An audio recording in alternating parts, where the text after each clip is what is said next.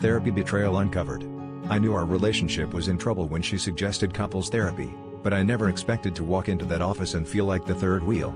From the first session, there was this weird vibe, too many inside jokes, too much eye contact, and that slightly smug smile on our therapist's face whenever I tried to talk about my frustrations. Every time I brought up a real issue, the conversation would get redirected or brushed aside, like I was the problem for even bringing it up.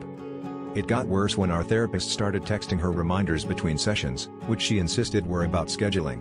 Sometimes she'd even snicker at her phone during dinner, and when I asked, she'd say it was just a funny meme from the group chat.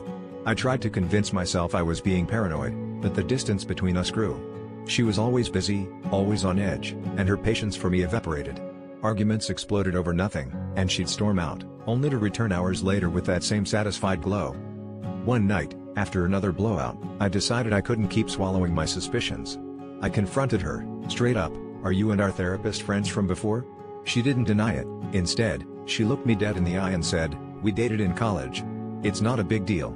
My stomach dropped. Suddenly, all the strange moments made sense, the inside jokes, the text messages, the way he always seemed to take her side. I felt like an idiot for missing the signs, for trusting that the person paid to help us wasn't secretly rooting for her. But here's the twist: when I finally demanded we switch therapists or stop going altogether, she didn't fight. She just shrugged and said, "Maybe this isn't working out." That's when I realized the worst betrayal wasn't hers. It was mine, against myself, for clinging to a relationship that had been over long before the therapy started.